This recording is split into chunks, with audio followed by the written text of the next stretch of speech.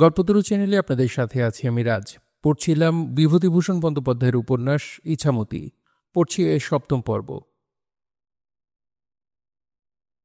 রামকানাই কবিরাজ খেজুর পাতার চট পেতে দিলেন ভবানী বাড়ুজ্যকে। বললেন, জামাইবাবু, আসুন আসুন। কি করছিলেন? ইসের মূল সেদ্ধ করব, তার জোগাড় করছি। এত বর্ষায় কোত্থেকে? সন্ধ্যা হবার দেরি নেই। অঝরে বৃষ্টিপাত হচ্ছে শ্রাবণের মাঝামাঝি। এ বাদলা ৩ দিন থেকে সমানে চলছে। তিতপল্লা গাছের ঝোপ বৃষ্টিতে ভিজে কেমন অদ্ভুত দেখাচ্ছে। মাটির পথ বেয়ে জলের স্রোত চলেছে ছোট ছোট নালার মতো। বৃষ্টির শব্দে কান পাতা যায় না। বাগদিপাড়ার নলে বাগদি, অধর সর্দারের ৩ জোয়ান ছেলে ভেপু, মালি, এরা সব ঘুনি আর পোলো নিয়ে বাঁধালে জলের তোড়ে হাঁটু পর্যন্ত ডুবিয়ে মাছ ধরবার চেষ্টা করছে। বৃষ্টির গুঁড়ো ছাঁটে চারদিকে ধোঁয়া ধোঁয়া। রামকানাইয়ের ঘরের পেছনে একটা সোদালি গাছে এখনো ২-১ ঝাড় ফুল তুলছে। মাঠে ঘাসের উপর জল বেঁধে ছোট পুকুরের মতো দেখাচ্ছে। পথে জনপ্রাণী নেই কোনো দিকে। ঘরের মধ্যে চালের ফাঁক দিয়ে একটা নতুন তেলাকুচার লতা ঢুকেছে। নতুন পাতা গজিয়েছে তার চারু কমনীয় সবুজ ডগায়। তামাক সাজি, বসুন। ভিজে গিয়েছেন যে, গামছাখানা দিয়ে মুছে ফেলুন। এ বর্ষায় ৩ দিন আজ বাড়ি বসে। একটু সৎচর্চা করি এমন লোক এ গায়ে নেই, সবাই ঘোর বৈষয়িক। তাই আপনার কাছে এলাম। আমার কত বড় ভাগ্যি জামাইবাবু। 2টো চিড়ে খাবেন? দেব, গুড় আছে কিন্তু। আপনি যদি খান তবে খাবো। 2জনেই খাবো, ভাববেন না। অতিথি এলেন ঘরে, দেবার কি আছে? কিছুই নেই। যা আছে তাই দিলাম। শিশিনীতি একটু গাওয়া ঘি আছে, মেখে দেব। দেখি, আপনি কিনেছেন না নিজে করেন? রামকানাই একটা ছোট্ট শিশি কাঠের জলচৌকি থেকে নিয়ে ভবানীর হাতে দিলেন। বললেন, নিজে তৈরি করি। গয়ামে একটু করে দুধ দেয়। আমারে বাবা বলে, মেয়েটা ভালো। সেই মেয়েটা এই শিশি নিয়ে এনে দিয়েছে সাহেবদের কুঠি থেকে। যে শটটুকু পরে তাই জমিয়ে ঘি করি। ঘি আমাদের ওষুধে লাগে কি না? অনেকে গব্যঘৃত না মিশিয়ে বাজারের ভয়সা ঘি মেশায়। সেটা হলো মিথ্যে আচরণ। জীবন নিয়ে যেখানে কারবার, সেখানে শঠতা প্রবঞ্চনা যারা করে তারা তেনার কাছে জবাবদিহি দেবে একদিন কি করে? আর কবিরাজ মশাই, দুনিয়াটা চলছে শঠতার প্রবঞ্চনার ওপরে। চারিধারে চেয়ে দেখুন না। আমাদের এই গাঁয়েই দেখুন, সবকটি ঘুণ বিষয়ী। শুধু গরিবের উপর চোখ রাঙানি, পরের জমি কি করে ফাঁকি দিয়ে নেব, পরনিন্দা, পরচর্চা, মামলা, এই নিয়ে আছে। কুয়োর ব্যাং হয়ে পড়ে আছে এই মোহগর্তে। রামকানাই ততক্ষণে গাওয়া ঘি মাখালেন চিড়েতে, গুড় পারলেন শিকেতে ঝুলনো মাটির ভাঁড় থেকে। পাথরের খোঁড়াতে ঘি মাখা কাঁচা চিড়ে রেখে ভবানী বাড়ুজ্যকে খেতে দিলেন। ভবানীকে বললেন, কাঁচা লঙ্কা একটা দেব? দিন একটা। আচ্ছা, একটু আদি সংবাদ শোনাবেন? ভগবান কীরকম তাকে দেখা যায়। আপনারে বলি, এই ঘরে একলা রাত্রি অন্ধকারে বসে বসে ভাবি, ভগবানটা ক্যাডা? উত্তর ক্যাডা দেবে বলুন? আপনি একটু বলুন। ভবানী বাড়ুজ্যে নিজেকে বিপন্ন বিবেচনা করলেন। রামকানাই কবিরাজ সৎ লোক, সত্যসন্ধ লোক। তাকে তিনি শ্রদ্ধা করেন। এত বড় গম্ভীর প্রশ্নের উত্তর তিনি দেবেন? এই বৃদ্ধের পিপাসু মনের খোরাক জোগাবার যোগ্যতা তার কি আছে? বিশেষ করে বিশ্বের কর্তা ভগবানের কথা যেখানে সেখানে যা তা ভাবে তিনি তার কথা বলতে সংকোচ বোধ করেন। বড্ড শ্রদ্ধা করেন ভবানী বাড়ুজ্যে যাকে, তাঁর কথা এভাবে বলে বেড়াতে তার বাধে। উপনিষদের সেই বাণী মনে পড়ল ভবানীর।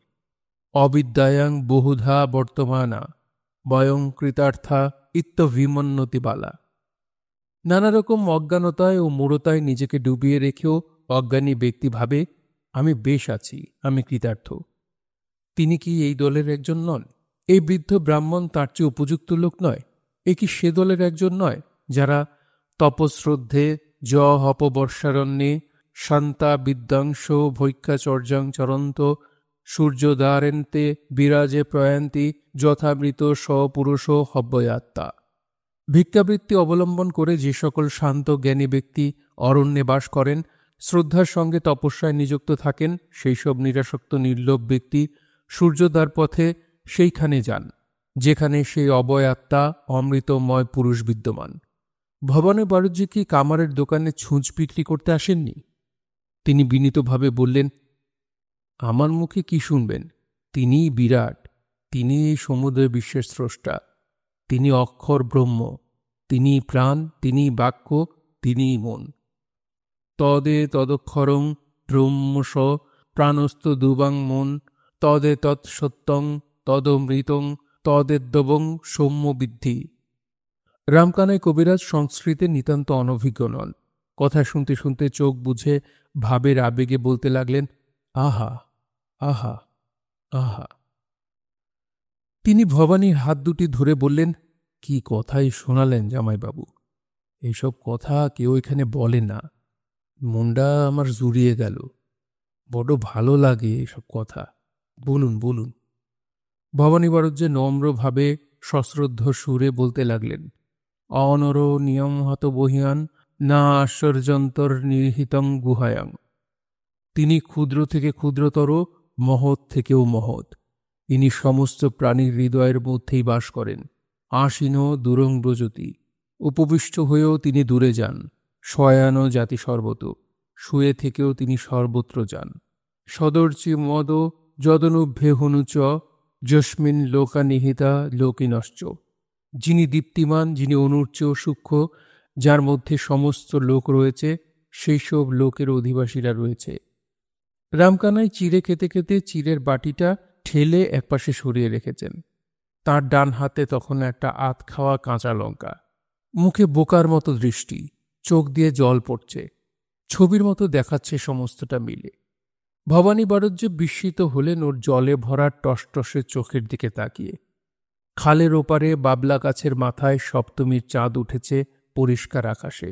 হুতুম প্যাঁচা ডাকছে নলবনের আড়ালে। ভবানী অনেক রাত্রে বাড়ি রওনা হলেন। শরতের আকাশে অগণিত নক্ষত্র, দূরে বনান্তরে কাঠঠোকরার তন্দ্রাস্তব্ধ রব, কচিত বা দু একটা শিয়ালের ডাক, সবাই যেন তাঁর কাছে অতি রহস্যময় বলে মনে হচ্ছিল।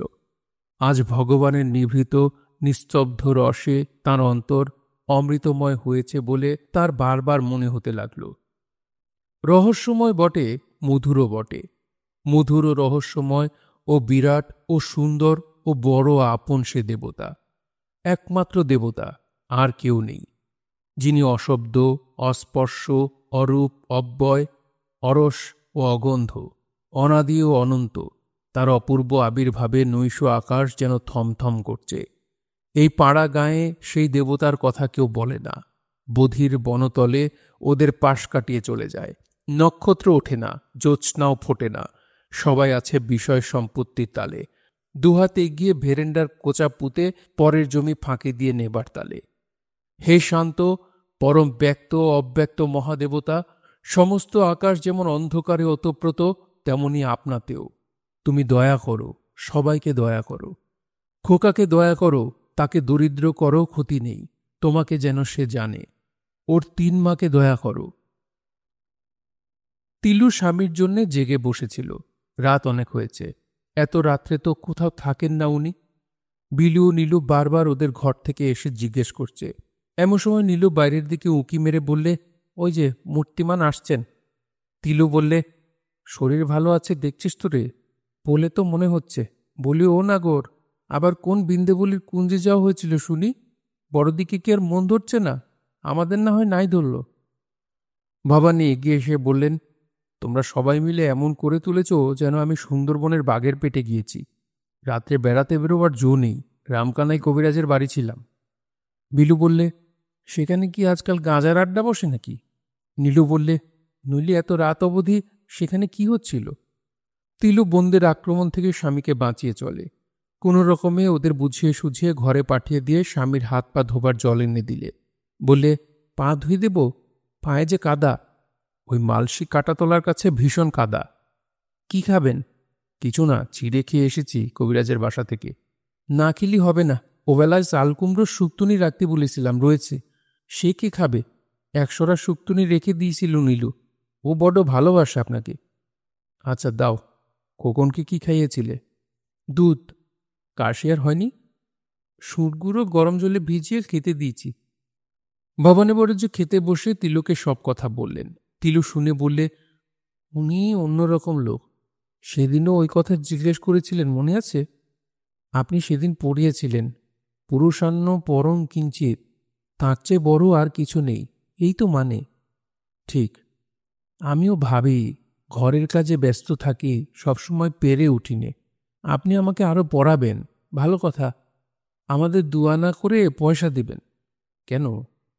কাল তেরের পালুনি, বনভোজনে যেতে হবি। আমিও যাব। তা কি যায়? কত বৌঝি থাকবে। আচ্ছা, তেরের পালনের দিন বৃষ্টি হবেই, আপনি জানেন? বাজে কথা। বাজে কথা নয় গো, আমি বলছি ঠিক হবে। তোমারও এসব কুসংস্কার কেন? বৃষ্টির সঙ্গে কি কার্যকরণ সম্পর্ক থাকতে পারে বনে বসে খাওয়ার? আচ্ছা, দেখা যাক আপনার পণ্ডিতি কতদূর টেকে। ভাদ্র মাসের ১৩ই আজ। ইছামতির ধারে তেরের পালনি করবার জন্যে কাঁচপোতা গ্রামের বৌঝিরা সব জড়ো হয়েছে। নালুপালের স্ত্রী তুলসীকে সবাই খুব খাতির করছে, কারণ তার স্বামী অবস্থাপন্ন। তেরের পালনি হয় নদীর ধারের এক বহু পুরনো জিউলি গাছের আর কদম গাছের তলায়। এই জিউলি আর কদম গাছ দুটো একসঙ্গে এখানে দাঁড়িয়ে আছে যে কতদিন ধরে তা গ্রামের বর্তমান অধিবাসীদের মধ্যে কেউ বলতে পারে না। অতি প্রাচীন লোকদের মধ্যে নীলমণি সমাদ্দারের মা বলতেন, তিনি যখন নববধূরূপে গ্রামে প্রবেশ করেছিলেন আজ থেকে ৭৬ বছর আগে, তখনও তিনি তার শাশুড়ি ও দিদি শাশুড়ির সঙ্গে এই গাছতলায় তেরের পালনির বনভোজন করেছিলেন। গত বৎসর ৮৫ বছর বয়সে নীলমণির মা দেহত্যাগ করেছেন। মেয়েরা পাড়া হিসেবে বিভিন্ন দলে ভাগ হয়ে বিভিন্ন জায়গায় বনভোজনের আয়োজন করছে। এখানে আর রান্না হয় না। বাড়ি থেকে যার যার যেমন সঙ্গতি খাবার জিনিস নিয়ে এসে কলার পাতা পেতে খেতে বসে। মেয়েরা ছড়া কাটে, গান গায়, উলু দেয়, শাঁখ বাজায়। এই বনভোজনের একটি চিরাচরিত প্রথা এই, তুমি সম্পূর্ণ গৃহস্থ ঘরের বউ, তুমি ভালো জিনিস এনেছ খাবার জন্যে। যারা দরিদ্রের জন্য তেমন কিছু আনতে পারেনি তাদের তুমি ভাগ করে দেবে নিজের আনা ভালো খাবার। এ কেউ বলে দেয় না, কেউ বাধ্যও করে না। এ একটি অলিখিত গ্রাম্য প্রথা, বারবার চলে আসছে এবং সবাই মেনেও এসেছে। যেমন আজ হলো, তুলসী লাল কস্তা পেড়ে শাড়ি পরে যতীনের বউ আর বোন নন্দরানীর কাছে এসে দাঁড়ালো। আজ মেলামেশা ও ছোঁয়াছুঁয়ির খুব কড়াকড়ি না থাকলেও বামনবাড়ির ঝিবৌরা নদীর ধার ঘেঁষে খাওয়ার পাত পাতে। অন্যান্য বাড়ির মেয়েরা মাঠের দিকে ঘেঁষে খেতে বসে। যতীনের বউ এনেছে চাল ভাজা, দুটি মাত্র পাকা কলা ও এক ঘটি ঘোল। তাই খাবে ওর ননদ নন্দরানী আর ও নিজে। তুলসী এসে বললে, ও স্বর্ণ, কেমন আছো ভাই? ভালো দিদি। খোকা আসেনি? না, তাকে রেখে এলাম বাড়িতে। বড্ড দুষ্টুমি করবে এখানে আনলি। কি খাবা ও স্বর্ণ? এই যে ঘোলটুকু আমার বাড়ির, আজ তৈরি করেছি সকালে। ৩ দিনের পাতা সর, একটু খাস তো নিয়ে যা দিদি। তুলসী ঘোল নেওয়ার জন্য একটা পাথরের খোঁড়া নিয়ে এলো। ওর হাতে দুখানা বড় ফেনি বাতাসা আর 4টি মর্তমান কলা। ও আবার কি দিদি? নাও ভাই, বাড়ির কলা, বড় কাঁদি পড়েল আষাঢ় মাসে, বর্ষার জল পেয়ে সরা নষ্ট হয়ে গিয়েল। তিলু বিলু খেতে এসেছে বনে, নীলু খোকাকে নিয়ে রেখেছে বাড়িতে। ওদের সবাই এসে জিনিস দিচ্ছে, খাতির করছে, মিষ্টি কথা বলছে। দুধ, চিনির মঠ, আখের গুড়ের বুড়কি, খই, কলা, নানা খাবার। ওরা যত বলে নেব না, ততই দিয়ে যায় এ এসে ও এসে। ওরাও যা এনেছিল নীলমণি সমাদ্দারের পুত্রবধূর, ওদের অবস্থা গ্রামের মধ্যে বড় হীন। সঙ্গে সমানে ভাগ করেছে।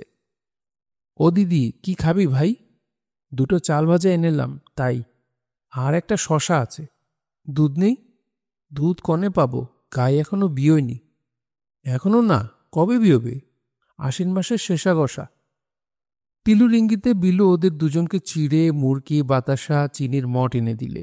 ষষ্ঠী চৌধুরীর স্ত্রী ওদের পাকা কলা দিয়ে গেলেন 6-7টা।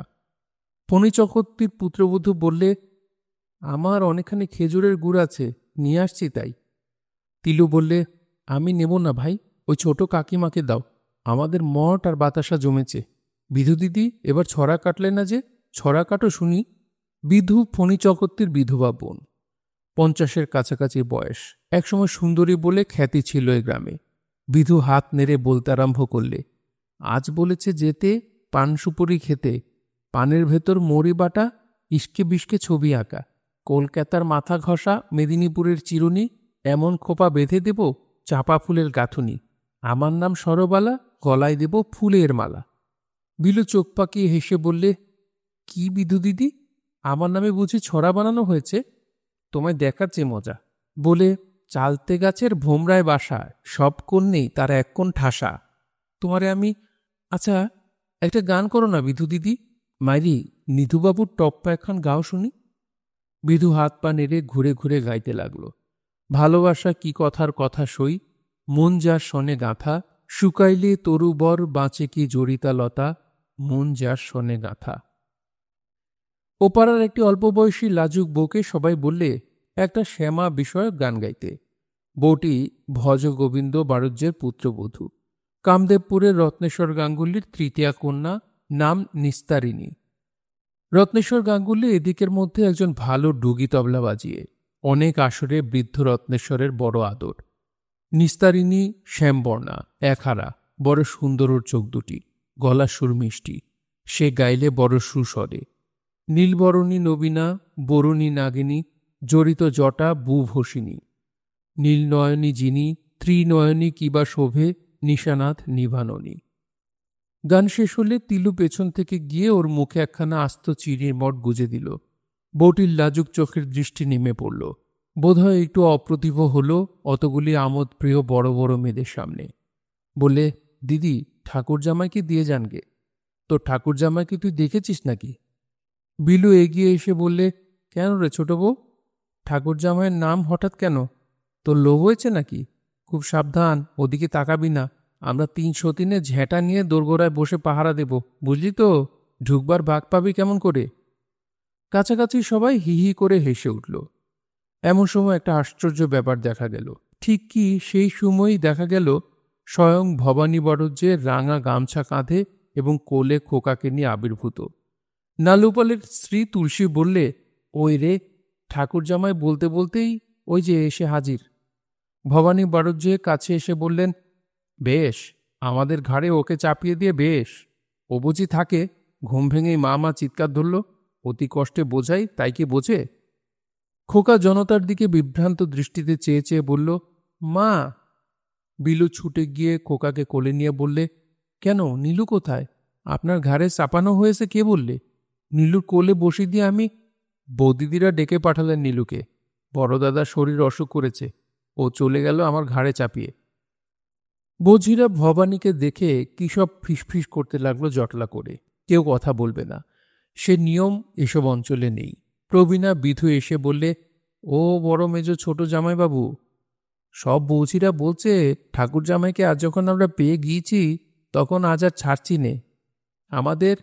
ভবানী বড়জ্যে কথা শেষ করতে না দিয়েই তাড়াতাড়ি হাত জোর করে বললেন, না, মাপ করুন বিধু দিদি, আমি একা পেরে উঠব না, বয়স হয়েছে।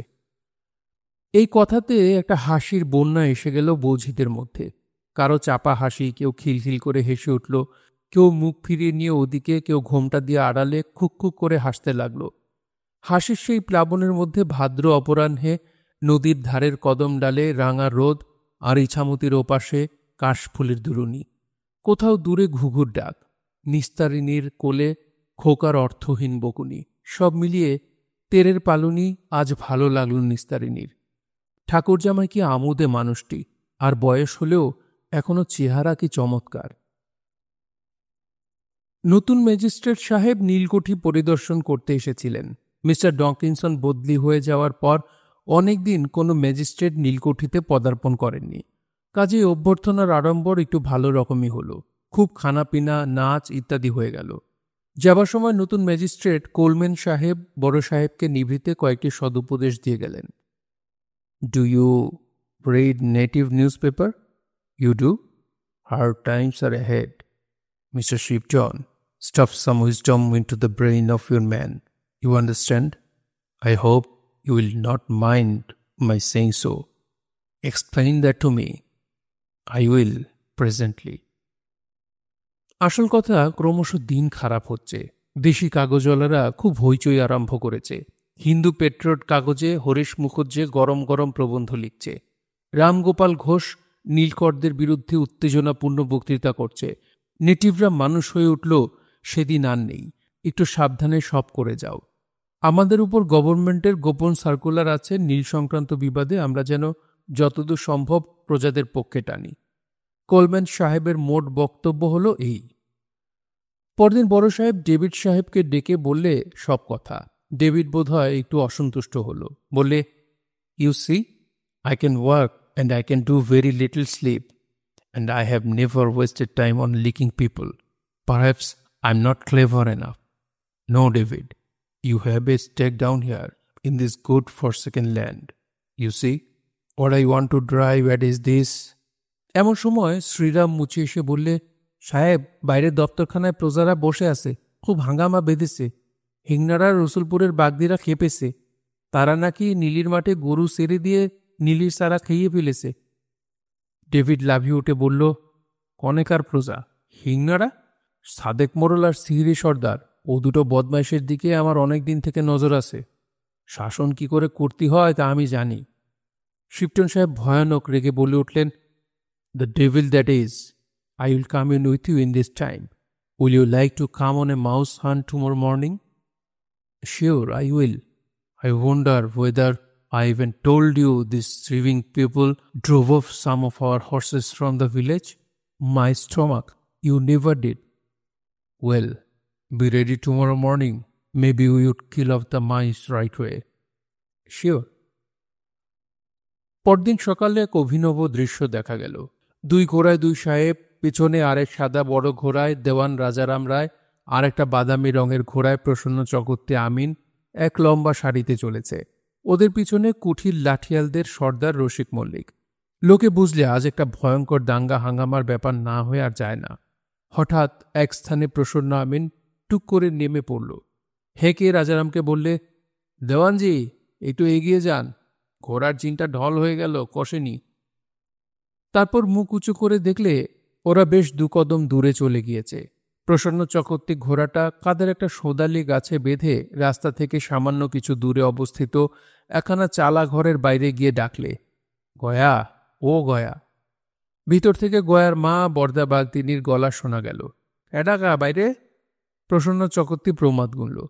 এই সময় বুড়ি থাকে না বাড়িতে, কুঠিতে মেম সাহেবদের কাজ করতে যায়, ছেলে ধরা, ছেলেদের স্নান করানো, এইসব। ও আপদ আজ এখন আবার।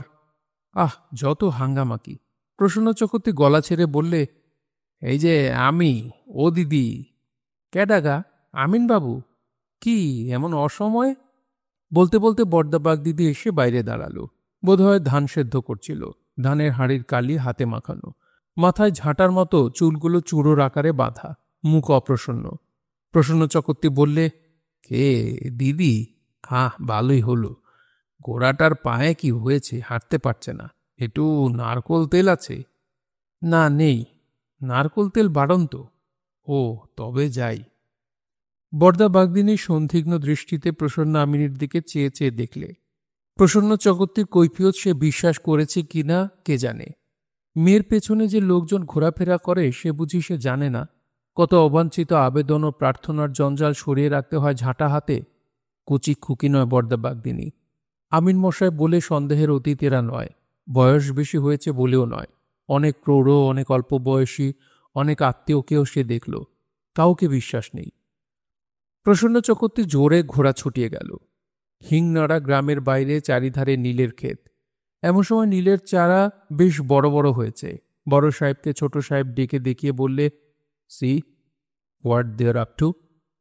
এমন সময়ে দেখা গেল লাঠি হাতে একটি জনতা বাগদিপাড়া থেকে বেরিয়ে মাঠের আলে আলে ক্রমশ এদিকে এগিয়ে আসছে। দেওয়ান রাজারাম বললেন, সাহেব, ওরা গিরে ফেলবার মতলব করছে, চলুন আরও এগিয়ে। ডেভিড বললে, তুমি ফিরে যাও, এদের ঘরে আগুন দিতে হবে, লোকজন নিয়ে এসো। রসিক মল্লিক লাঠিয়াল বললে, কিছু লাগবে না সাহেব, মুই এগিয়ে যাই, দাঁড়ান আপনারা। বড় সাহেব বললে, ইউ স্টে, আমি আর ছোট সাহেব যাইবেন। সরকি আনিয়াছ? না সাহেব, সরকি লাগবে না। মোর লাঠির সামনে 100 লোক দাঁড়াতে পারবে না, আপনি হোটে আসুন। দেওয়ান রাজারাম ততক্ষণ ঘোড়া এগিয়ে হিংনাড়া গ্রামের উত্তর কোণের দিকে ছুটিয়েছেন। বড় সাহেব চেঁচিয়ে বললেন, রসিক, তোমার সহিত যাইবে দেওয়ান। কিছুক্ষণ পরে খুব একটা চিৎকার ও আর্তনাদ শোনা গেল। বাগদিপাড়ার ছোট ছেলে মেয়ে ও ঝিবয়েরা প্রাণপণে চেঁচাচ্ছে ও এদিক ওদিক দৌড়াচ্ছে। 70 বৎসরের বৃদ্ধ রামধন বাগদি রাস্তার ধারের একটা কাঠের গুঁড়ির ওপর বসে তামাক খাচ্ছিল। তার মাথায় লাঠির বাড়ি পড়তেই চিৎকার করে মাটিতে পড়ে গেল। তার স্ত্রী চেঁচিয়ে কেঁদে উঠল। লোকজন ছুটে এলো, হইচই আরম্ভ হলো। কিছুক্ষণ পরে দেখা গেল বাগদিপাড়ায় আগুন লেগেছে। লোকজন ছুটোছুটি করতে লাগলো। লাঠি হাতে জনতা ছত্রভঙ্গ হয়ে দৌড় দিল নিজের নিজের বাড়ি অগ্নিকাণ্ডের হাত থেকে সামলাতে। এটা হলো দেওয়ান রাজারামের পরামর্শ। বড় সাহেবকে ঘোড়ায় চড়ে আসতে দেখে জনতা আগেই পলায়নপর হয়েছিল, কারণ বড় সাহেবকে সবাই জমের মতো ভয় করে। ছোট সাহেব যতই বদমাইশ হোক, অত্যাচারী হোক, বড় সাহেব শিবটন হলো আসল কুটবুদ্ধি শয়তান। কাজ উদ্ধারের জন্য সে সব করতে পারে। ঘর জ্বালানি, মানুষ খুন কিছুই তার আটকায় না। তবে বড় সাহেবের মাথা হঠাৎ গরম হয় না। ছোট সাহেবের মতো সে কাণ্ডজ্ঞানহীন নয়, হঠাৎ যা তা করে না। কিন্তু একবার যদি সে বুঝতে পারে যে এই পথে না গেলে কাজ উদ্ধার হবে না, সে পথ সে ধরবেই। কোনো হীন কাজই তখন তার আটকাবে না। আগুন তখনই লোকজন এসে নিভিয়ে ফেললে। আগুন দেওয়ার আসল উদ্দেশ্য ছিল জনতাকে ছত্রভঙ্গ করা। সে উদ্দেশ্য সফল হয়েছে। রসিক মল্লিককে সকলে বড় ভয় করে। সে জাতিতে নমশূদ্র, দুর্ধর্ষ লাঠিয়াল ও সর্গি চালিয়ে। আজ বছর 8-10 আগে ও নিজের এক ছেলেকে শিয়াল ভেবে মেরে ফেলেছিল সর্গির খোঁচায়। সেটা ছিল পাকা কাঁঠালের সময়। ওদের গ্রামের নাম নরপুর, মোহাম্মদপুর পরগনার অধীনে। ঘরের মধ্যে পাকা কাঁঠাল ছিল, দরমার বেড়ার গায়ে ঠেস দেওয়ানো। 9 বছরের ছোট ছেলে সন্ধেবেলা ঘরের বেড়ার বাইরে বসে বেড়া ফুটো করে হাত চালিয়ে কাঁঠাল চুরি করে খাচ্ছিল। রসিক খসখস শব্দ শুনে ভাবলে শিয়ালে কাঁঠাল চুরি করে খাচ্ছে। সেই ছিদ্রপথে ধারালো সর্কির কাঁটাওয়ালা ফলার নিপুণ চালনায় অব্যর্থভাবে লক্ষ্যবিদ্ধ করল। বালক কণ্ঠের মরণ আর্তনাদে সকলের তেলের পিদিম হাতে ছুটে গেল। হাতে মুখে কাঁঠালের ভুতুড়ি আর চাপা মাখা ছোট্ট ছেলে চিত হয়ে পড়ে আছে। বুক দিয়ে ভলকে ভলকে রক্ত উঠে মাটি ভাসিয়ে দিচ্ছে। চোখের দৃষ্টি স্থির, হাতের বাঁধন আলগা। কেবল ছোট্ট পা দুখানা তখনও কোনো কিছুকে বাধা দেওয়ার ভঙ্গিতে এগিয়ে যাচ্ছে, আবার পিছিয়ে যাচ্ছে। সব শেষ হয়ে গেল তখনই। রসিক মল্লিক সে রাত্রের কথা এখনো ভোলেনি, কিন্তু আসলে সে দস্যু, পিশাচ। টাকা পেলে সে সব করতে পারে। রামু সর্দারকে সেই সর্কির কোপে খুন করেছিল বাঁধালের দাঙ্গায়। নেবাজি মণ্ডলের ভাই সাতু মণ্ডলকে চালকি গ্রামের খড়ের মাঠে এক লাঠির ঘায়ে শেষ করেছিল। এ হেন রসিক মল্লিক ও বড় সাহেবকে একত্র দেখে বাগদিপাড়ার লোক একটু পিছিয়ে গেল। রসিক হাঁক দিয়ে ডেকে বললে, কোথায় রে তোদের শিহরি সর্দার? পাঠিয়ে দে সামনে। বড় সাহেবের হুকুম, তার মুন্ডুটা সর্কির আগায় গিতে কুটিতে নিয়ে যাই। মায়ের দুধ খেয়ে থাকিস তো সামনে এসে দাঁড়া বেটা, শেয়ালের বাচ্চা। এগিয়ে আয় বুনো শুয়োরের বাচ্চা, এগিয়ে আয় নেড়ি কুকুরের বাচ্চা। তোর বাবারে ডেকে নিয়ে আয় মোর সামনেও, হারামজাদা। চিহরি সর্দার লাঠি হাতে এগিয়ে আসছিল। তার বউ গিয়ে তাকে কাপড় ধরে টেনে না রাখলে সে এগিয়ে আসতে ভয় পেত না, তবে খুব সম্ভবত প্রাণটা হারাত। রসিক মল্লিকের সামনে সে দাঁড়াতে পারত না। খুন জখম যার ব্যবসা, তার সামনে নিরীহ গৃহস্থ লাঠিয়াল কতক্ষণ দাঁড়াবে? ছোট সাহেব বললে, রসিক, বেটা সিহরি আর সাদেককে ধরিয়ে আনতে পারবা? বড় সাহেবের মেজাজ এতক্ষণে কিছুটা ঠান্ডা হয়ে থাকবে। সে বললে, I am afraid what would you not be quiet within the bounds of law. Let us return. পরে হেসে বললে, sufficient unto the day, the evil thereof. ছোট সাহেব মনে মনে চটল বড় সাহেবের ওপর। ভাবলে সে বড় সাহেবের কথা শেষে বলে অ্যামেন, কিন্তু সাহসে কুলিয়ে উঠল না। দেওয়ান রাজারাম ততক্ষণে ঘোড়ার মুখ ফিরিয়েছেন কুঠির দিকে। প্রসন্ন চক্রবর্তীও সেই সঙ্গে ফিরছিল, কিন্তু সে একটি সুঠাম তন্নি সরসী বধূকে আলুথালু অবস্থায় বাঁশবনের আড়ালে লুকিয়ে থাকতে দেখে সেখানে ঘোড়া দাঁড় করালে। কাছের লোকজন ছিল না কেউ। বউটি ভয়ে জড়সড় হয়ে বাঁশবনের ওদিকে ঘুরে যাবার চেষ্টা করতে প্রসন্ন চক্রবর্তী গলার সুরকে যতদূর সম্ভব মোলায়েম করে জিজ্ঞেস করলে, কেডা গা তুমি? উত্তর নেই। বলি, ভয় কি গা? আমি কি সাপ না বাঘ? তুমি কেডা? উত্তর নেই। আর্ত কান্নার শব্দ শোনা গেল। প্রসন্ন আমিন চট করে একবার চারদিকে চেয়ে দেখে ঘোড়াটা বাঁশবনের ওপারে বউটির কাছে ঠেসে চালিয়ে দিলে। কিন্তু সেও বাগদিপাড়ার বউ। বেগতিক বুঝে সে এক মরিয়া চিৎকার ছেড়ে দৌড়ে বেশি জঙ্গলের দিকে পালালো। সেই কাটা বনের মধ্যে ঘোড়া চালানো সম্ভব নয়, সুতরাং ফিরতেই হলো প্রসন্ন চক্রবর্তীকে। বাগদিপাড়ার বোঝি এমন সুঠাম দেখতে কেন যে হয়, ওদের মধ্যে দু একটা যা চোখে পড়ে এক এক সময়। না সত্যি, ভদ্রলোকের মধ্যে অমন গরম পিটন, হ্যাঁ, ঢাকের কাছে টেমটেমি। বড় সাহেব শ্রীহরি সর্দারকে বললে, তোমার মতলব কি আছে? নীলমোর আর বনমোনা সাহেব, মোদের মেরে ফেলুন আর যে সাজাই দেন। ইহার কারণ কি আছে? কারণ কি বলবো, মোদের ঘরে ভাত নেই, পরনে বস্তু নেই ও নীলের জন্য মা কালীর দিব্যি নিয়ে মোরা বলেছি নীল আর বনবো না। কি পাইলে নীল বনিটি ইচ্ছা আছে। নীল আর বনবো না, ধান করব। যত ধানের জমিতে আপনাদের আমিন গিয়ে দাগ মেরে আসবে। মোরা ধান বুনতে পারি না। আপনারা নিজেদের জমিতে লাঙল গরু কিনে নীলের চাষ করো, কেউ আপত্ত করবে না। প্রজার জমি জোর করে বেদখল করে নীল করবা কেন সাহেব? তোমারে 500 টাকা বকশিস দিব, তুমি নীল বনিতে বাধা দিও না। প্রজা হাট করিয়া দাও। মাফ করবেন সাহেব, মোর একার কথায় কিছু হবে না। মুই আপনারে বলছি শুনুন, 13খানা গাঁয়ের লোক একস্থার হয়ে জোট পাকিয়েছে। ভবানীপুর, নাটবেড়ে, ফুদোমানিক কলির, নীলকুঠির রেওয়াতেরাও জোট পাকিয়েছে। হাওয়া এসেছে পূব দেশ থেকে আর দক্ষিণ থেকে। বড় সাহেব এই সমস্ত সংবাদ জানেন। সেদিনকার সেই অভিযানের পর তিনি আজ শ্রীহরি সর্দারকে কুঠিতে ডেকেছিলেন অনেক কিছু আশ্বাস দিয়ে। শ্রীহরি এরকম বেঁকে দাঁড়াবে তা বড় সাহেব ভাবেননি। তবু বললেন, তুমি আমার কাছে চলিয়া আসিবে, চেষ্টা করিয়া দেখো, অনেক টাকা পাইবে। কাছারিতে চাকরি করিতে চাও? না সাহেব, মোরা 7 পুরুষ কখনো চাকরি করিনি। আর আপনাদের একটা কথা বলি সাহেব, মুই একা এ ঝড় সামলাতে পারবো না। জেলা জুড়ে ঝড় উঠেছে, একা শ্রীহরি সর্দার কি করবে? আপনি বুঝে দেখো সাহেব, একা মোরে দোষ দিও না। মুই কোঠির অনেক নুন খেয়েছি, তাই সব কথা খুলে বললাম। ডেভিড সাহেবকে ডেকে বড় সাহেব বললে, I say, David, this man swims in shallow water. Let him go safely out and see that no harm is done to him, not worth the trouble. সেদিন সন্ধ্যার পরে নীলকুঠিতে একটি গুপ্ত বৈঠক আহুত হল। অনেক খবর এনে দিয়েছে নীলকুঠির চরের দল। জেলার প্রজাবর্গ ক্ষেপে উঠেছে, তারা নীলের দাদন আর নেবে না। 17টা নীলকুঠি বিপন্ন, গ্রামে গ্রামে প্রজাদের সভা হচ্ছে, পঞ্চায়েত বৈঠক বসছে। কোনো কোনো মৌজায় নীলের জমি ভেঙে প্রজারা ডাঁটা শাক আর তিলু বুনেছে, এ খবর পাওয়া গিয়েছে। বৈঠকে ছিলেন কাছাকাছি নীলকুঠির কয়েকজন সাহেব ম্যানেজার, এ কুঠির শিপটন আর ডেভিড। কোনো গোপনীয় ও জরুরি বৈঠকে ওরা কোনো নেটিভকে ডাকে না। মেলিন্স সাহেব বলেছে, no natives need be called, we shall make our decision known to them if necessary. কোলডেভ সাহেব বলে, ম্যাজিস্ট্রেটের কাছে আরও বন্দুকের জন্য বলো, এই সময় বেশি আগ্নেয়াস্ত্র রাখা উচিত প্রত্যেক কুঠিতে অনেক বেশি করে। কোলডেভ ভবানীপুর নীলকুঠির অতি দুর্দান্ত ম্যানেজার। প্রজার জমি বেদখল করবার অমন নিপুণ ওস্তাদ আর নেই। খুন এবং বেপরোয়া কাজে ওর জুরি মেলা ভার।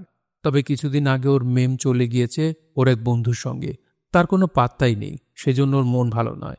শিপটন সাহেব বললে, this blooming native leader should be shot like pigs. কোলডেভ বললে, I say, you can go on with your pigs checking afterwards. Now decide what we should do with our impression register. That is why I have met today. এই সময় শ্রীরাম মুচি বেয়ারা শেরির বোতল ও অনেকগুলো decanter ট্রেতে সাজিয়ে এনে ওদের সামনে রেখে দিলে। কোলডে বললে, no sherry for me, I will have a peg of nest brandy. Now Shipton, old boy, let us see how you keep your impression register. This man of yours is reliable? Nowadays, well saviors, you see. Shipton শ্রীরামের দিকে চেয়ে বললে, oh, he is all right. দাদন খাতা নীলকুঠির অতি দরকারি দলিল। সমস্ত প্রজার টিপসই নিয়ে অনেক যত্নে এই খাতা তৈরি করা হয়। স্বয়ং ম্যাজিস্ট্রেট এসে এই দাদন খাতা পরীক্ষা করে থাকেন। অধিকাংশ কুঠিতে দাদন খাতা 2খানা করে রাখা থাকে। ম্যাজিস্ট্রেটকে আসল খাতাখানা দেখানো হয় না। শিপটন দাদন খাতা পূর্বেই আনিয়ে রেখেছিল টেবিলে, খুলে সবাইকে দেখালো। মেলিন্স বললে, this is your original register? Yes, the other one is in the office. This I keep always under lock and key. Sure you have got this week's Englishman? Sure I have. কোল্ডে বললে, it is funny, a deputation waited on the lieutenant governor the other day. The blooming old fellow has given them a benediction. Shifton বললে, as he always does, the old padre. তারপর খুব জোর পরামর্শ হলো সাহেবদের। পরামর্শের প্রধান ব্যাপার হলো প্রজা বিদ্রোহ শুরু হয়ে গিয়েছে। সাহেবদের নীলকুঠি আক্রান্ত হবার সম্ভাবনা কতটা? হলে স্ত্রীলোক ও শিশুদের চুয়াডাঙ্গার বড় কুঠিতে রাখা হবে না কলকাতায় স্থানান্তরিত করা হবে? শিপটন বললে, I don't think the beggar would dare as much. I will keep them here all right. Coleman বললে, Please yourself, old boy. You are the same bull-headed Johnny Shipton as ever. Pass me a glass of sherry, Mellison, will you? Mellison ভুরু কুচকে হেসে বললে, Funny, is it not? You said you would have to do nothing with sherry, did you not? Sure, I did. I was feeling out of sorts with the worries and troubles, and also with the long ride through dancing rain. বেয়ারা, ইধার আইসো, লেবু আনিতে পারিবে? Shipton Shriram মুচির দিকে চেয়ে বললে, বাগান হইতে লেবু লইয়া আসিবে সাহেবের জন্য। 1 ডজন, 10টা আর 2টা লেবু লইয়া আসিবে, বুঝিলে? হ্যাঁ সাহেব। শ্রীরাম মুচি চলে গেলে সাহেবদের আরও কিছুক্ষণ পরামর্শ চলল। ঠিক হলো চুয়াডাঙ্গার বড় কুঠির ম্যানেজারের কাছে লোক পাঠানো হবে কাল সকালেই। আগ্নেয়াস্ত্র সেখানে কি পরিমাণ আছে, সকল কুঠির মেম ও শিশুদের সেখানে পাঠানো ঠিক হয়েছে সে কথা জানিয়ে দিতে হবে। সেজন্য যেন বড় কুঠির ম্যানেজার তৈরি থাকে। মেলিসন শিপটনকে বললে, you oughtn't to be alone at present. Shipton মদের গ্লাসে চুমুক দিয়ে বললে, what do you mean alone? Why, haven't I my own man? I must fight this out by myself. Leave everything to me. Well, all right then. সেদিন রাত্রে সাহেবরা সকলেই কুঠিতে থাকল। অন্য সময় হলে চলে যেত যে যার ঘোড়ায় চড়ে, কিন্তু এ সময় ওরা সাহস করলেন না একা একা যেতে। শেষ রাত্রে খবর এলো রামনগরের কুঠি লুট করতে এসেছিল বিদ্রোহী প্রজার দল। বন্দুকের গুলির সামনে দাঁড়াতে না পেরে হোটে চলে গিয়েছে। রামনগরের কুঠি এখান থেকে 30 মাইল দূরে। তার ম্যানেজার অ্যান্ড্রো সাহেব কত মেয়ের যে সতীত্ব নষ্ট করেছে তার ঠিক নেই। স্বজাতি মহলেও সেজন্য তাকে অনেকে সুনজরে দেখে না।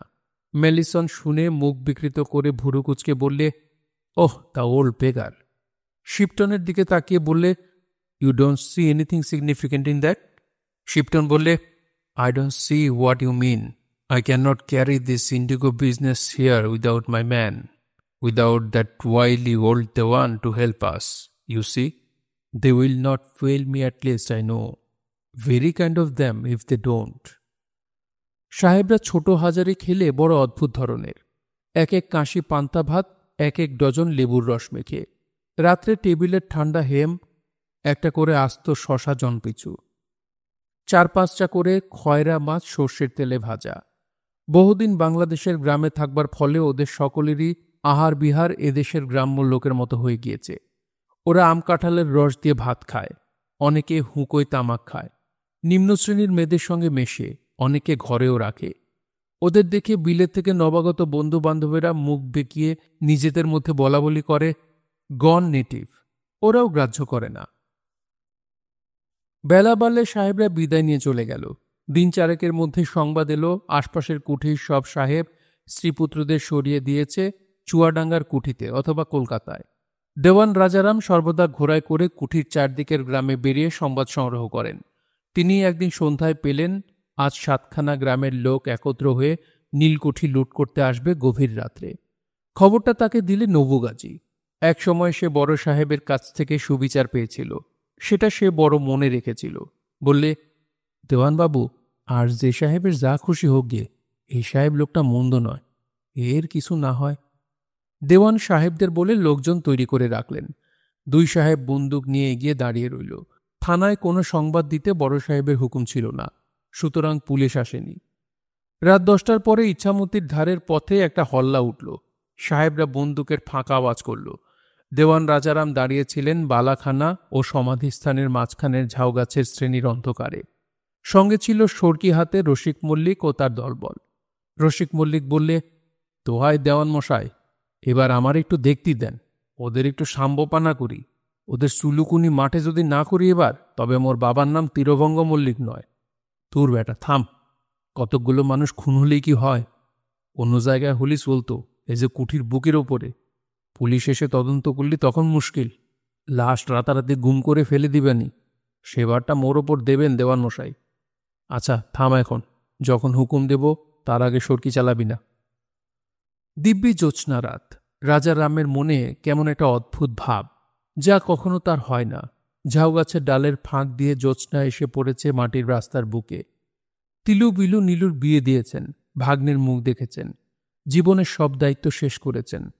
আজ যদি এই দাঙ্গা এ পথের ওপর তার দেহ সর্কিবিদ্ধ হয়ে লুটিয়ে পড়ে, কোনো অপূর্ণ স্বাদ থাকবে তার মনে? কিছু না। জগদম্বার ব্যবস্থা তিনি যথেষ্ট করেছেন। তালুক বিষয় ধানি জমি যা আছে, একটা বড় সংসার চলে। জমিদারির আয় বছরে তা ৩০০-৪০০ টাকা। রাজার হাল। নির্ভাবনায় মরতে পারবেন তিনি। সাহেবদের এতটুকু বিপদ আসতে দেবেন না। অনেক দিনে নুন খেয়েছেন।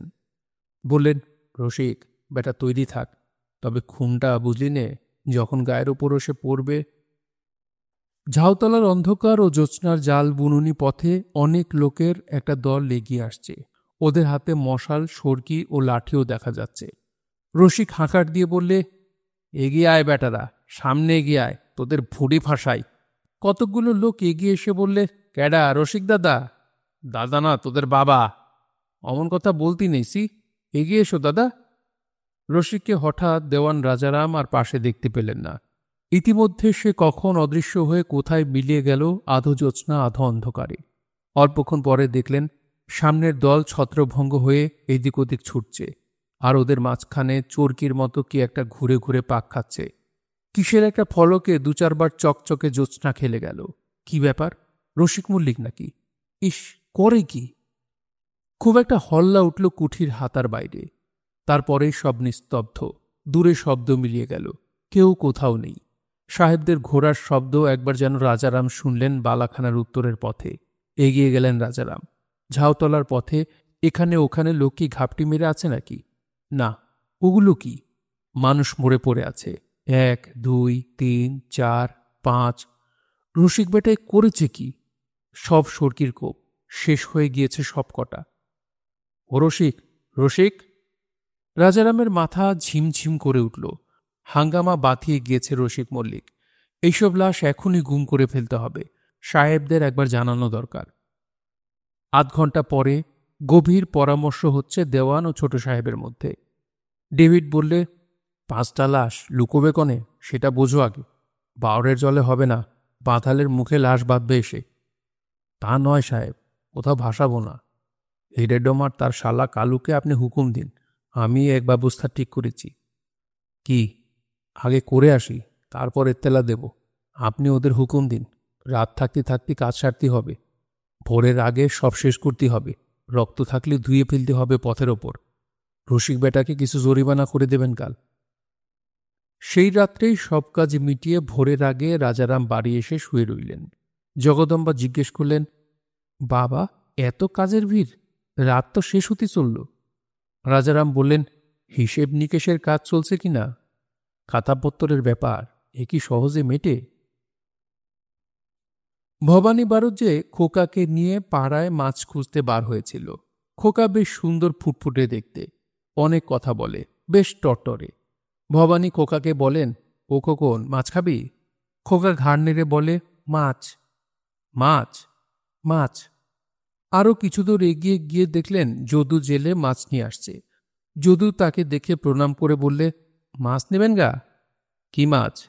একটা ভেটকি মাছ আছে, সের ১.৫ হবে। কত দাম দেব? ৩ আনা দেবেন? বড্ড বেশি হয়ে গেল। যদু জেলে কাঁধ থেকে বেঠোখানা নামিয়ে বললে, বাবু, বাজারটা কি পড়েছে ভেবে দেখুন দেখি।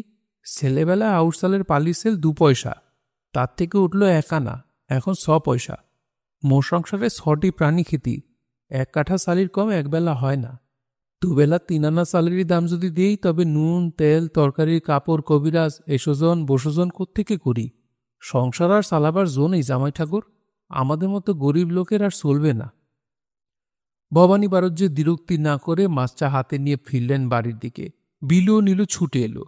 বিলু স্বামীর হাত থেকে মাছটা ছিনিয়ে নিয়ে বললে, কি মাছ, ভেটকি না চিতল? বাহ! নীলু বললে, চমৎকার মাছটা। ও খোকা, মাছ খাবি? আয় আমার কোলে। খোকা বাবার কোলে হেঁটে রইল, বলল, বাবা, বাবা। সে বাবাকে বড্ড ভালোবাসে। বাবার কোলে সব সময় উঠতে পারে না বলে বাবার কোলের প্রতি তার একটা রহস্যময় আকর্ষণ বিদ্যমান। বিলু চোখ পাকিয়ে বললে, আসবি নে? না, থাক, তোর বাবা যেন তোরে খেতে দেয়, ভাত রেঁধে। বাবা, মাছ খাবি নে তো? খাই। খাই তো, আয়। খোকা আবেদনের সুরে কাঁদো কাঁদো মুখে বাবার দিকে তাকিয়ে বলল, ওই দেখো। অর্থাৎ আমায় জোর করে নিয়ে যাচ্ছে তোমার কোল থেকে। ভবানী জানেন খোকা এই কথাটি আজ অল্প দিন হলো শিখেছে। এই কথাটা বড্ড ব্যবহার করে। বলেন, থাক আমার কাছে, ওকে একটু বেরিয়ে আনি মহাদেব মুখুজ্জের চণ্ডীমণ্ডপ থেকে। নীলু বললে, মাস্টার কি করব বলে যান। যা হয় করো। তিলু কোথায়? বড়ি দিতে গিয়েছে বর্দার বাড়ির ছাদে। আপনার বাড়ির তো আর ছাদ নেই, বড়ি দিবে কোথায়? কবে কোঠা করবেন? যাও না, দাদাকে গিয়ে বলো না কুলীন কুমারী উদ্ধার করেছি, কিছু টাকা বার করতে লোহার সিন্দুক থেকে, দোতলা কোঠা তুলে ফেলছি। বিয়ে যদি না করতাম, থাকতে থুবড়ি হয়ে, কে বিয়ে করত? এর চেয়ে আমাদের দাদা গলায় কলসি বেঁধে ইছামতির জলে ডুবিয়ে দিলি পারতেন। কি বিয়েই দিয়েছেন, আহা মুড়ি মুড়ি। বুড়ো বর, 3 কাল গিয়েছে, 1 কালে ঠেকেছে। বিয়ে দিলেই পারতেন তো যুযোবর ধরে। তবে থুবড়ি হয়ে ঘরে ছিলে কেন এতকাল? উদ্ধার হলেই তো পারতে। আমি পায়ে ধরে তোমাদের সারতে গিয়েছিলাম? কান মুলে দেব আপনার। বলি নীলু ক্ষিপ্রবেগে হাত বাড়িয়ে স্বামীর কানটার অস্বস্তিকর সান্নিধ্যে নিয়ে এসে হাজির করতেই বিলু ধমক দিয়ে বলল, এই কি হচ্ছে? নীলু ফিক করে হেসে মাছটা নিয়ে ছুটে পালালো। ভবানী খোকাকে নিয়ে পথে বার হয়েই বললেন, কোথায় যাচ্ছি বলো তো? খোকা ঘাড় নেড়ে বললে, যাই। কোথায়? মাছ। মহাদেব মুখুজ্জে চণ্ডীমণ্ডপে যাবার পথে একটা বাবলা গাছের উপর লতার ঝোপ, নিবিড় ছায়া সেই স্থানটিতে। বাবলা গাছের ডালে কি একটা পাখি বাসা বেঁধেছে। ভবানী গাছতলার ছায়ায় গিয়ে খোকাকে কোল থেকে নামিয়ে দাঁড় করিয়ে দেন। ওই দেখ খোকা, পাখি। খোকা বলে, পাখি? পাখি নিবি? পাখি? খুব ভালো, তোকে দেব। খোকা কি সুন্দর হাসে বাবার মুখের দিকে চেয়ে। না, ভবানীর খুব ভালো লাগে এই নিষ্পাপ সরল শিশুর সঙ্গ। এর মুখের হাসিতে ভবানী খুব বড় কি একটা জিনিস দেখতে পান। নিবি খোকা? হ্যাঁ। খোকা ঘাড় নেড়ে বলে। ভবানীর খুব ভালো লাগলো এই হ্যাঁ বলা ওর। এই প্রথম ওর মুখে এই কথা শুনলেন। তার কানে প্রথম উচ্চারিত ঋকমন্ত্রের ন্যায় ঋদ্ধিমান ও সুন্দর। কটা নিবি? 1খানা। বেশ, 1খানাই দেব, নিবি? খোকা ঘাড় দুলিয়ে বলে, হ্যাঁ। পরক্ষণে বলে, বাবা। কি? মা। তার মানে? বাই। এই তো এলি বাড়ি থেকে, মা এখন বাড়ি নেই। খোকা যে কটি মাত্র শব্দ শিখেছে তার মধ্যে একটা হলো ওখানে। এই কথাটা কারণে অকারণে সে প্রয়োগ করে থাকে। সম্প্রতি সে হাত দিয়ে সামনের দিকে দেখিয়ে বললে, ওখানে। ওখানে নেই, কোথাও নেই। ওখানে। না, চল বেরিয়ে আসি। কোল থেকে নামবি, হাঁটবি? হাঁটি। খোকা ভবানীর আগে আগে বেশ গুটগুট করে হাঁটতে লাগলো। খানিকটা গিয়ে আর যায় না। ভয়ে সুরে সামনের দিকে হাত দেখিয়ে বললে, শিয়াল। কই? শিয়াল নয়, একটা বড় শামুক রাস্তা পার হচ্ছে। ভবানী খোকার হাত ধরে এগিয়ে চললেন। চলো, ও কিছু নয়। খোকা তখনও নড়ে না, হাত দুটো তুলে দিলে কোলে উঠবে বলে। ভবানী বললেন, না চলো, ওতে ভয় কি, এগিয়ে চলো। খোকার ভাবটা হলো ভক্তের অভিযোগহীন আত্মসমর্পণের মতো। সে বাবার হাত ধরে এগিয়ে চলল শামুকটাকে ডিঙিয়ে, ভয়ে ভয়ে যদিও, তবু নির্ভরতার সঙ্গে। ভবানী ভাবলেন, আমরাও যদি ভগবানের ওপর এই শিশুর মতো নির্ভরশীল হতে পারতাম। কত কথা শেখায় এই খোকা তাঁকে। বৈষয়িক লোকদের চণ্ডীমণ্ডপে বসে বাজে কথায় সময় নষ্ট করতে তার যেন ভালো লাগে না আর। এই মহান শিল্পীর বিরাট প্রতিভার অবদান এই শিশু। ওপরের দিকে চেয়ে বিরাট নক্ষত্রলোক দেখে তিনি কত সময় মুগ্ধ হয়ে গিয়েছেন। সেদিকে চেয়ে থাকাও একটি নীরব ও অকপট উপাসনা।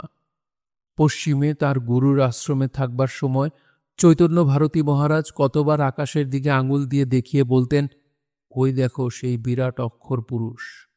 অগ্নির মূর্ধ বা চাক্ষুষী চন্দ্র সূর্য, দিশস্রোতে বাগবৃত্তাশ্চ বেদা, বায়ু প্রাণ হৃদয়ং বিশ্বমস্য পদ্মং, পৃথিবী হেস্য সর্বভূতান্তরাত্মা। অগ্নি যার মস্তক, চন্দ্র সূর্য চক্ষু, দিন সকল কর্ণ, বেদ সমূহ বাক্য, বায়ু প্রাণ, হৃদয় বিশ্ব, পাদদয় পৃথিবী। ইনিই সমুদয় প্রাণীর অন্তরাত্মা। তিনিই আকাশ দেখতে শিখিয়েছিলেন, তিনি চক্ষু ফুটিয়ে দিয়ে গিয়েছেন। তিনি শিখিয়েছিলেন, যেমন প্রজ্বলিত অগ্নি থেকে সহস্র সহস্র স্ফুলিঙ্গ বার হয়, তেমনি সে অক্ষর পুরুষ থেকে অসংখ্য জীবের উৎপত্তি হয় এবং তাতেই আবার বিলীন হয়। উপনিষদের সেই অমর বাণী।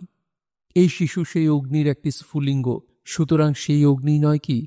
তিনি নিজেও তাই নয় কি? এই বনঝোপ, এই পাখিও তাই নয় কি? এই নিষ্পাপ শিশুর হাসি ও অর্থহীন কথা অন্য এক জগতের সন্ধান নিয়ে আসে তার কাছে। এই শিশু যেমন ভালোবাসলে তিনি খুশি হন, তিনিও তো ভগবানের সন্তান। তিনি যদি ভগবানকে ভালোবাসেন, ভগবানও কি তার মতো খুশি হন না? তিনি বহুদিন চলে এসেছেন সাধুসঙ্গ ছেড়ে। সেখানে অমৃত নিঃসন্দিনী ভাগ্যবতী কথা ব্যতীত সকাল থেকে সন্ধ্যা পর্যন্ত অন্য প্রসঙ্গ ছিল না। অসীম তারাভরা যামিনীর বিভিন্ন জামগুলি বেপে বিনিদ্র জ্ঞানী ও ভক্ত অপ্রমত্ত মন সংলগ্ন করে রাখতেন বিশ্বদেবের চরণ কমলে। হিমালয়ের বনভূমির প্রতি বৃক্ষপত্রে যুগ যুগান্ত ব্যাপী সে উপাসনা রেখা আঁকা আছে তুষারধারার রজট পটে। তাদের অন্তর্মুখী মনের মৌন প্রশান্তির মধ্যে যে নিভৃত বনকুঞ্জ, সেখানে সে পরম সুন্দর দেবতার উদ্দেশ্যে প্রেমার্ঘ নিবেদিত হতো আকুল আবেগের সুরভিতে। আরও উচ্চস্তরের ভক্তদের স্বচক্ষে তিনি দেখেননি, কিন্তু তাদের সন্ধান নেমে এসেছে তুষার স্রোত বেয়ে বেয়ে উচ্চতর পর্বত শিখর থেকে। সে গম্ভীর সাধন গুহার গহনে রথনাথের মতো অবিচলিত ও সংযমাত্মা সকল অবিদ্যাগ্রন্থি ছিন্ন করেছেন জ্ঞানের শক্তিতে, প্রেমের শক্তিতে। ভবানী বাড়ুজ্যে বিশ্বাস করেন তারা আছেন। তিনি সাধুদের মুখে শুনেছেন তারা আছেন বলেই এ জুয়াচুরি, শঠতা, মিথ্যাচার, অর্থাশক্তি ভরা পৃথিবীতে আজও পাপ পুণ্যের জ্ঞান আছে। ভগবানের নাম বজায় আছে। চাঁদ ওঠে, তারা ফোটে, বনকুসুমের গন্ধে অন্ধকার সুবাসিত হয়। এইসব পাড়া গায়ে এসে তিনি দেখেছেন সবাই জমি জমা, টাকা, খাজনা, প্রজাপীড়ন, পরচর্চা নিয়ে ব্যস্ত। কেউ কখনো ভগবানের কথা তাকে জিজ্ঞেসও করে না, কেউ কোনোদিন সৎ প্রসঙ্গের অবতারণাও করে না। ভগবান সম্বন্ধে এরা একেবারে অজ্ঞ। একটা আজগুবি অবাস্তব বস্তুকে ভগবানের সিংহাসনে বসিয়ে পুজো করে কিংবা ভয়ে কাঁপে, কেবলই হাত বাড়িয়ে প্রার্থনা করে, এ দাও ও দাও। সেই পরম দেবতার মহান সত্তাকে, তার অবিচল করুণাকে জানবার চেষ্টাও করে না কোনোদিন। কার বউ কবে ঘুমটা খুলে পথ দিয়ে চলেছে, কোন সরসী মেয়ে কার সঙ্গে নিভৃতে কথা বলেছে, এইসব তাদের আলোচনা। এমন একটা ভালো লোক নেই যার সঙ্গে বসে দুটো কথা বলা যায়, কেবল রামকানাই কবিরাজ আর বটতলা সেই সন্ন্যাসিনী ছাড়া। ওদের সঙ্গে ভগবানের কথা বলে সুখ পাওয়া যায়, ওরা তা শুনতেও ভালোবাসে। আর কেউ নাই গ্রামে, কখনো কোনো দেশে দেখেনি কূপমণ্ডুকের দর্শন ও জীবনদান কি সুন্দরভাবে প্রতিফলিত হয়েছে এদের হাবভাবে, আচরণে, চিন্তায়, কার্যে। এই শিশুর সঙ্গ ওদের চেয়ে কত ভালো, এ মিথ্যা বলতে জানে না। বিষয়ের প্রসঙ্গ ওঠাবে না, পরনিন্দা পরচর্চা এর নেই। একটি সরল ও অকপট আত্মা ক্ষুদ্র দেহের মধ্যে এসে সবেমাত্র ঢুকেছে কোন অনন্ত লোক থেকে। পৃথিবীর কলুষ এখনো যাকে স্পর্শ করেনি। কত দুর্লভ এদের সঙ্গ, সাধারণ লোকে কি জানে। রাস্তার দুদিকে বেশ বনঝোপ। শিশু গুটগুট করে দিব্যি হেঁটে চলেছে। এক জায়গায় আকাশের দিকে চেয়ে কি একটা বললে আপনার মনে। ভবানী বললেন, কিরে খোকা, কি বলছিস? আচিনি। কি আসেনি রে? কি আসবে? চাঁদ। চাঁদ এখন কি আসে বাবা? সে আসবে সেই রাত্রিরে, চলো। খোকা ভয়ের সুরে বললে, শিয়াল। না, কোনো ভয় নেই, শিয়াল নেই। ও বাবা! কি? মা। চলো যাব, মা এখন বাড়ি নেই, আসুক। আমরা যেখানে যাচ্ছি সেখানে কি খাবি রে? মুকি। বেশ চলো, কি খাবি? মুকি। মহাদেব মুখুজ্জের চণ্ডী মণ্ডপে অনেক লোকজন জুটেছে। ভবানীকে দেখে ফণী চক্রবর্তী বলে উঠলেন, আরে এসো বাবাজি, সকালবেলায় যে খোকনকে নিয়ে বেরিয়েছ বুঝি? এক হাত পাশা খেলা যাক, এসো। ভবানী হাসতে হাসতে বললেন, বেশিক্ষণ বসবো না কাকা, আচ্ছা খেলি এক হাত। খোকা বড্ড দুষ্টুমি করবে যে, ও কি খেলতে দেবে? মহাদেব মুখুজ্জে বললেন, খোকাকে বাড়ির মধ্যে পাঠিয়ে দিচ্ছি, দাঁড়াও। ও মুগলি, মুগলি। না থাক কাকা, ও অন্য কোথাও থাকতে চাইবে না, কাঁদবে। চণ্ডীমণ্ডপ হচ্ছে পল্লীগ্রামের একটি প্রতিষ্ঠান। এইখানেই সকাল থেকে সন্ধ্যা পর্যন্ত নিষ্কর্মা, ব্রহ্মোত্তর বৃত্তিভোগী মূর্খ ব্রাহ্মণের দল জুটে কেবল তামাক পোড়ায় আর দাবা পাশা। তাসের প্রচলন এসব পাড়া গায়ে আদৌ নেই, ওটা বিলিতি খেলা বলে গণ্য। চালে প্রত্যেক গৃহস্থের একখানা করে চণ্ডীমণ্ডপ আছে, সকাল থেকে সেখানে আড্ডা বসে। তবে সম্পূর্ণ গৃহস্থের চণ্ডীমণ্ডপে আড্ডা জোর বসে থাকে, কারণ সারা দিনে অন্তত 8 সের তামাক জোগাবার ক্ষমতা সব গৃহস্থের নেই। গ্রামের মধ্যে চন্দ্র চাটুর্যে, ফণী চকর্তী ও মহাদেব মুখুজ্জের চণ্ডীমণ্ডপই প্রথম শ্রেণীর প্রতিষ্ঠান। রাজারাম রায় যদিও সম্পূর্ণ গৃহস্থ, তিনি নীলকুঠির কাজে অধিকাংশ সময় বাড়ির বাইরে থাকেন বলে তাঁর চণ্ডীমণ্ডপে আড্ডা বসে না। এরা সারাদিন এখানে বসে শুধু গল্প করে আর পাশা দাবা খেলে। জীবন সংগ্রাম এদের অজ্ঞাত। ব্রহ্মোত্তর জমিতে বছরের ধান হয়, প্রজাদের কাছ থেকে কিছু খাজনা মেলে। আম কাঁঠালের বাগান আছে, লাউ কুমড়োর মাচা আছে। আজ মাছ ধারে কিনে গ্রামের জেলেদের কাছে, 2 মাস পরে দান দেওয়াই বিধি। সুতরাং ভাবনা কিসের? গ্রাম্য কুল ধারে তেল দিয়ে যায় বাখারির গায়ে দাগ কেটে, সেই বাখারির দাগ গুনে মাস খাবারের দাম শোধ হয়। এত সহজ ও সুলভ যেখানে জীবনযাত্রা, সেখানে অবকাশ যাপনের এইসব অলস ধারাই লোক বেছে নিয়েছে। আলস্য নিষ্কর্ম থেকে আসে ব্যর্থতা ও পাপ। পল্লী বাংলার জীবনধারার মধ্যে শ্যাওলার দাম আর ঝাঁচি জমে উঠেছে, জলের স্বচ্ছতা নেই, স্রোতে কলকল্লোল নেই, নেই তার নিজের বটপক্ষে অসীম আকাশের উদার প্রতিচ্ছবি। ভবানী এসব লক্ষ্য করেছেন অনেক দিন থেকেই। এখানে বিবাহ করার পর থেকেই তিনি পরিচিত ছিলেন না এমন জীবনের সঙ্গে। জানতেন না বাংলাদেশের পাড়া গায়ের মানুষের জীবনধারাকে। চিরকাল তিনি পাহাড়ে প্রান্তরে জাহ্নবীর স্রোতবেগের সঙ্গে, পাহাড়ি ঝর্ণার প্রাণচঞ্চল গতিবেগের সঙ্গে নিবিড় পরিচয়ের আনন্দে কাল কাটিয়েছেন। পড়ে গিয়েছেন ধরা এখানে এসে বিবাহ করে, বিশেষ করে এই কুপমণ্ডুকদের দলে মিশে। এদের জীবনের কোনো উদ্দেশ্য নেই, অন্ধকারে আবৃত এদের সারাটা জীবনপথ। তার ওদিকে কি আছে কখনো দেখার চেষ্টাও করে না। মহাদেব মুখুজ্জে বললেন, ও খোকন, তোমার নাম কি? খোকা বিস্ময় ও ভয় মিশ্রিত দৃষ্টিতে মহাদেব মুখুজ্জের দিকে বড় বড় চোখ তুলে চাইলে, কোনো কথা বললে না। কি নাম খোকন? খোকন। খোকন, বেশ নাম। বাহ, ওহে, এবার হাতটা আমার, দানটা কি পড়ল? কিছুক্ষণ খেলা চলবার পরে সকলের জন্য মুড়ি ও নারকোল কোড়া এলো বাড়ির মধ্যে থেকে। খাবার খেয়ে আবার সকলের দ্বিগুণ উৎসাহে খেলায় মাতল। এমনভাবে খেলা করে এরা যেন সেটাই এদের জীবনের লক্ষ্য। এমন সময় সত্যম্বর চাটুর্যের জামাই শ্রীনাথ ওদের চণ্ডীমণ্ডপে ঢুকল। সে কলকাতায় চাকরি করে, সুতরাং এ অঞ্চলের মধ্যে একজন মান্যগণ্য ব্যক্তি। এ গ্রামের কোনো ব্রাহ্মণই এ পর্যন্ত কলকাতা দেখেননি, এমনকি স্বয়ং দেওয়ান রাজারাম পর্যন্ত এই দলের। কেননা কোনো দরকার হয় না কলকাতায় যাওয়ার। কেন যাবেন তারা একটি অজানা শহরে 7 অসুবিধা ও নানা কাল্পনিক বিপদের মাঝখানে? ছেলেদের লেখাপড়ার বালাই নেই, নিজেদের জীবিকার্জনের জন্য পরের দরে ধন্না দিতে হয় না। ফণী চকর্তী বললেন, এসো বাবাজি, কলকাতার কি খবর? শ্রীনাথ অনেক আজগুবি খবর মাঝে মাঝে এনে দেয় গায়ে। বাইরের জগতের খানিকটা হাওয়া ঢোকে এরই বর্ণনার বাতায়ন পথে। সম্প্রতি এখনই সে একটা আজগুবি খবর দিলে, বললে, মস্ত খবর হচ্ছে, আমাদের বড় লাটকে একজন লোক খুন করেছে। সকলে একসঙ্গে বলে উঠলে, খুন করলে? কে খুন করলে? একজন ওহাবি জাতীয় পাঠান। মহাদেব মুখুজ্জে বললেন, আমাদের বড় লাট কে যেন ছিল? লাডম্যাও। লাডম্যাও? চণ্ডীমণ্ডপের পাশা খেলার জমল না। লর্ড মেও মরুন বা বাঁচুন, তাতে এদের কোনো কিছু আসে যায় না। এই নামটাই সবাই প্রথম শুনল। তবে নতুন একটা যা হয় ঘটল এদের প্রাত্যহিক একঘেয়েমির মধ্যে, সেটাই পরম লাভ। শ্রীনাথ খুব সবিস্তারে কলকাতার গল্প করলে। আপিস আদালত কিভাবে বন্ধ হয়ে গেল সংবাদ আসা মাত্রই। বেলা দুপুর ঘুরে গেল। খোকাকে নিয়ে ভবানী বাড়ুজ্যে বাড়ি ফিরতেই তিলুর বকুনি খেলেন। কি আক্কেল আপনার জিজ্ঞেস করি?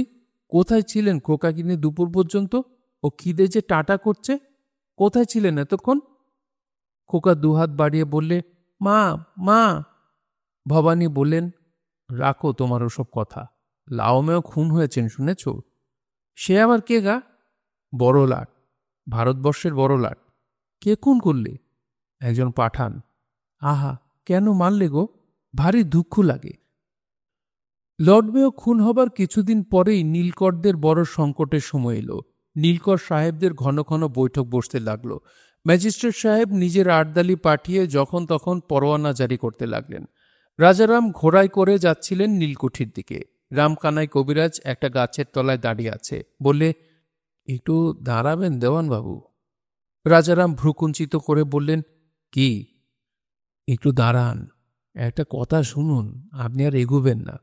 কানসোনা বাগদিরা দল বেঁধে দাঁড়িয়ে আছে ষষ্ঠীতলার মাঠে। আপনাকে মারবে, লাঠি নিয়ে তৈরি আছে। আমি জানি কথাটা, তাই বললাম। অনেকক্ষণ থেকে আপনার জন্য দাঁড়িয়ে আছি। কে কে আছে দলে? তা জানি নে বাবু, আমি গরিব লোক। কানে আমার কথা গেল তাই বলি, অধর্ম করতে পারবো না। ভগবান কাছে জবাব দিতে হবে তো একদিন। আপনি ব্রাহ্মণ, আপনাকে সাবধান করে দেবার ভার তিনি দিয়েছেন আমার ওপর। তবু রাজারাম ঘোড়া নিয়ে এগিয়ে যেতে উদ্যত হয়েছেন দেখে রামকানাই কবিরাজ হাত জোর করে বললে, দেওয়ানবাবু, আমার কথা শুনুন। বড় বিপদ আপনার। মোটে এগোবেন না। বাবু শুনুন। ও বাবু, কথাটা। ততক্ষণে রাজারাম অনেক দূরে এগিয়ে চলে গিয়েছেন। মনে মনে ভাবতে লাগলেন, রামকানাই লোকটা মাথা পাগল কিনা। এত অপমান হলো নীলকুঠির লোকের হাতে, তিনি তার মূল, অথচ কি মাথা ব্যথা ওর পড়েছিল তাকেই সাবধান করে দিতে। মিথ্যে কথা সব। ষষ্ঠীতলার মাঠে তার ঘোড়া পা দেওয়ার সঙ্গে সঙ্গে বিপদ শুরু। মস্ত বড় একটি দল লাঠি সোঁটা নিয়ে তাকে চারদিক থেকে ঘিরে ফেললে। রাজারাম দেখলেন এদের মধ্যে বাধালের দাঙ্গায় নিহত রামু বাগদির বড় ছেলে হারু আর তার শালা নারায়ণ বড় সর্দার। পলকে প্রলয় ঘটল। একদল চেঁচিয়ে হেঁকে বললে, ও বেটা, নাম এখানে, আজ তোরে আর ফিরে যেতে হবে না। নারায়ণ বললে, ও বেটা সাহেবের কুকুর, তোর মুন্ডু নিয়ে আজ ষষ্ঠীতলার মাঠে ভেট খেলবো দেখ। অনেকে একসঙ্গে চেঁচিয়ে বললে, অত কথার দরকার কি? ঘাট থেকে নামা, নেমিয়ে নিয়ে বুকে হাঁটু দিয়ে জেকে বসে কাতানের কোপে মুন্ডুটা উড়িয়ে দে। হারু বললে, তোরা সর, মুই দেখি। মোর বাবার ওই শালা ঠেঙিয়ে মেরে লেটেল পেটিয়ে। একজন বললে, তোর সেই রসিক বাবা কোথায়? তাকে ডাক, সে এসে তোকে বাঁচাক। জমালয় যে এখনই যেতে হবে বাসাধন। সাই করে একটা হাত সরকি রাজারামের বাঁ দিকের পাঁজর ঘেঁষে চলে গেল। রাজারামের ঘোড়া ভয় পেয়ে ঘুরে না দাঁড়ালে সেই ধাক্কাতেই রাজারাম কাবার হয়েছিলেন। তার মাথা তখন ঘুরছে, চিন্তার অবকাশ পাচ্ছেন না। চোখে সর্ষের ফুল দেখছেন, নারকোল গাছে যেন ঝড় বাজছে। কি যেন সব হচ্ছে তার চারদিকে। রামকানাই কবিরাজ গেল কোথায়? রামখানাই। তার মাথায় একটা লাঠির ঘা লাগলো, মাথাটা ঝিমঝিম করে উঠল। আবার তার বাঁ দিকের পাঁজরে খুব ঠান্ডা তীক্ষ্ণ স্পর্শ অনুভূত হল। কি হচ্ছে তার? এত জল কোথা থেকে আসছে? কে একজন যেন বললে, শালা, রামুর কথা মনে পড়ে।